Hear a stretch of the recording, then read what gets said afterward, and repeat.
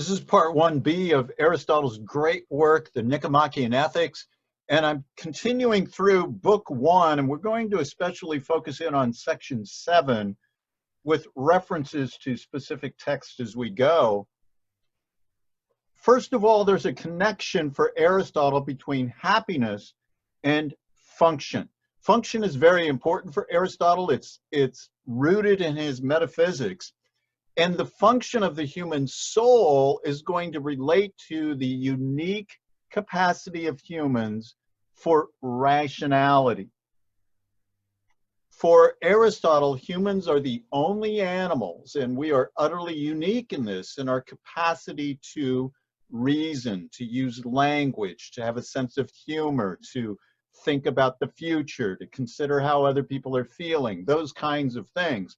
And Aristotle's conception of the soul is that the soul has 3 parts. So if you are familiar with Plato, for Plato, he had an appetitive part of the soul, and then a spirited part, and then the rational part. For Aristotle, he also has 3 parts, but they're different. For Aristotle, there's a nutritive part, which is actually something that plants have. The part that allows you to take in nutrients, to maintain yourself, to grow. Then there's the appetitive part, which is connected to the sensory part. If you have sensations, you also have appetites for Aristotle, so that would be included in animals. And then finally, the rational part, which is only included in humans, of course, as we just said. So how does he reason through for his definition of happiness? We provided that definition in part 1A at the end. I want to look at here Aristotle's reasoning for doing this, and I'm greatly influenced by the Aristotle scholar Mike Lux, with whom I studied at Notre Dame and spent a lot of time with him talking about Aristotle. So even though I'm not taking this directly from him necessarily, the ideas are greatly influenced by Michael Lux. So first of all, happiness is the chief good for humans. We've already established that in part 1A. And so Aristotle goes on to talk about goods for kinds of things, different types of things. So the good for a kind K depends on the function of K, depends on the function of that kind of thing, which is going to be the unique role that K has and is directly related to its nature. So you see the text where I'm getting this. And the good varies according to what it's modifying. So for example, a good nanny has different characteristics than a good linebacker, right? So if you're talking about a good linebacker, you have attributes being fast, strong, quick,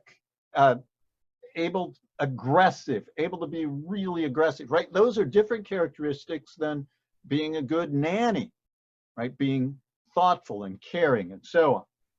Or comparing scissors, say, to a chainsaw. Both are for cutting things, but obviously good pair of scissors have different characteristics than a good chainsaw. So the good for humans then is going to depend on the function of humans. And yes, for Aristotle, humans have a function. Let's apply this idea in a more broad sense, right? So if K is a functional concept, like linebacker or nanny would be, then so is being a good K. And of course, then the good for a kind K is that in virtue of which it is a good K. It's what makes the thing a good K. So being good is directly related to function. And so we have our definition of happiness, which is the good for a human. So that's related to the function of a human. And for Aristotle, the function of humans involve rationality. That's the thing that humans have that nothing else has. And so you identify function in that way. You identify function by what a thing does best or what that thing can do that nothing else can do. Either of those direct you toward the function. And for humans, rationality fits that latter criteria. And so the function of humans involves the exercise of reason. So that means the good of humans must be the exercise of reason done excellently. And so if that's the good for humans, and we already identified happiness is the good for humans, so happiness is the exercise of reason that is in conformity with excellence, right? That is done well, that has virtue, is the word there from the Greek, could be translated as virtue.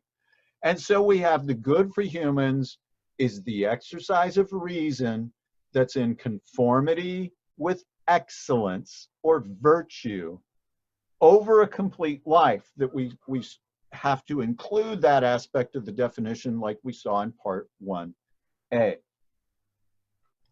Now, as we get to this complete definition and the rationale behind having that definition of happiness and the ultimate good for humans, we see that it is actually similar to some of the views Aristotle rejected. So the exercise of reason that's in conformity with virtue or excellence, well, that's pleasurable. When you are doing that, it's something you can enjoy doing. It typically brings honor. Of course, that's dependent on circumstances and other people, but when you are wise and you're using your reason well, that typically brings honor. And of course, it emphasizes excellence or virtue. It's built into the definition. So Aristotle's method of staying near to the received view from other philosophers and the common view is upheld. So he's not completely rejecting everything else. We saw he had reasons to reject these other ideas as the ultimate good, but once we've seen what the ultimate good is, we see why some of the other people mistake these other aspects for the ultimate good. So the virtuous person, the good person, is going to take pleasure in living the good life. It's going to be enjoyable. They do not view pleasure as some additional thing that has to be sought. They live the good life and they enjoy that. That's the third way then that pleasure is connected to the good life. Now note that, just as an aside, this is very unlike Kant, right? For Immanuel Kant's theory of ethics, the good person is one who follows the law because it's the law. And they may not even want to follow, they may have desires to do something else but follow the law, but if they, by their will, force themselves to follow the law, even though they don't want to in a certain situation, for Kant, that is a good action. For Aristotle, that's a person that has not developed virtue well enough because they're not enjoying doing the right thing. So ultimately, happiness then is something that constitutes the good life. It's not some external goal that can be acquired. It's not something you achieve and then you have it and then you can rest on your laurels there. Well, I got happiness now, I don't have to do anything. No, doing things is what makes a person happy, right? That's what eudaimonia is all about. It's an activity of the soul. Now, it is true for Aristotle that excellence, some virtues at least, do have some requirements that might be external to them in order to become activated. So, for example, happiness may include money, certainly never the priority, but one virtue for Aristotle is to be a benefactor, to help other people out. It is virtuous to do that, but of course you have to have resources if you're going to be able to do that. In order to be generous, you need to have the resources to be generous. So you have to have something to give. So Aristotle does make that qualification, or rather make that realistic assessment of the good life. And human excellence, and of course we're talking about virtue here then, is going to involve both rationality, contemplating things carefully, and morality that includes action, physical activity involved with other people.